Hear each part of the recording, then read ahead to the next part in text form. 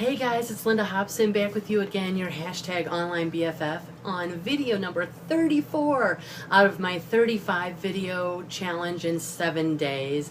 And in this video, I want to talk a little bit more about this book, The Power of Self-Discipline, No Excuses by Brian Tracy. And, I use a lot of information that I've learned out of books because I do what I say. I've said before that I read every day, and so that's where I come up with a lot of the content to talk to you guys about and share the information that I've learned from these books. And I really enjoyed this book. I tend to be a procrastinator, and of course with symptoms of ADD, I tend to be not organized. I forget things, and so this No Excuses book really helped me work on those things to just be better at life as well as, of course, my business. And I want to talk about, because I've talked about this before, about when I did the video on, excuse me, the consumer thinking versus the producer thinking, and reinvesting in your business. And he talks about that in this book, and I found it really interesting. He calls it the 3% formula, and I really liked that he gave like an actual number, because not a lot of people, they'll tell you to reinvest in your business, but they don't tell you actually how to figure out how much you should invest in your business. And so he calls it the 3% rule. So if you want to make X amount of dollars, say you want to make $50,000 for the year, then you need to at least invest $1,500 over the course of the year, whether it be in continuing education that has to do with your career, or education or tools or things of the nature that would help you build your business. Like in my business, a lot of that reinvestment goes towards advertising and brand recognition and things like that. And so he uses the 3% rule. So, and like I said, I really liked that he gave, an actual number.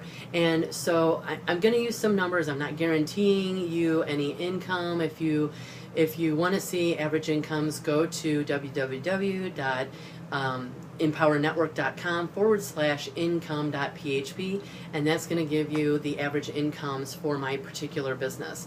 But we do not guarantee any income. That all has to do with your mindset, your talent, and your work ethic. So anyway, if my goal is to make, say, $5,000 a month, because I tend to work month to month.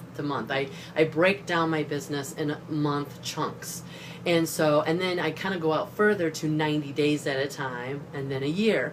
So, but going backward to the most detailed would be for the month.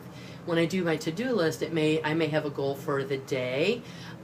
Usually not income-based, though. It's usually like what I want to accomplish as far as different things I want to accomplish that's going to get me that income by the end of the month. But anyway, if I set a goal to, say, make $5,000 in a month, then that means that I need to invest 3% of that back into my business, and so for that month. And then I've got to decide how I'm going to invest that. In other businesses, it will be different than in my particular business. With mine, it's going to be tools, education, books, and it's also going to be advertising and branding myself. And so I really liked that. It was just a little snippet in his book, but I really liked it because it gave me a number to work on instead of just saying, okay, I'm going to reinvest in my business. I need something, I need a number. I need something to work with so I can set a goal that if I want to make this much, then I need to reinvest this amount in order to get to the place I need to be to make that much. And, I talked about before and at the beginning of this video that success leads clues. And I want to just go on a little bit beyond that little snippet for the reinvesting. And I've mentioned over and over about the things that I do every day for my mindset, which is read every day, listen to audios. I listen to my business specific audios and I also listen to, like generalized, like the podcast from William Wood. Those help me too. But those are pretty short. They're only somewhere between, he likes to make them around 15 minutes. Sometimes they're a little shorter, sometimes they go a little longer, but he does like to make them about 15 minutes, so they're not very long. The audios for my business that I like to listen to, those tend to be a little bit longer. Sometimes they're, I think the shortest one that I've listened to is a half hour, and some of them can be up to 90 minutes to 2 hours. And I listen to them, I listen to them in the car instead of music. I do make time for music in my life because it's a big part of my life. It's part of who I am. But I don't just have it on to have it on. If I'm in the car, instead of just automatically turning on the radio, I'll put in my headphones to my smartphone and listen to audios that have to do with my business, and that's really gonna like drill it into my brain and really help me achieve the goals that I want to achieve. So I wanted to read a little bit from this book, because basically he says 3 simple steps to become the best. Becoming one of the top people in your field requires discipline and application more than anything else. There are 3 simple steps that you can follow to become the very best in your field. 1, read 60 minutes in your field each day. And he's speaking of just getting better at your business, but in my business a lot of it has to do with mindset, a huge portion of it. So that's why they recommend self-development books. But I read a lot about business too. Excuse me, I'm getting dry throat. Number 2, listen to educational audio programs in your car.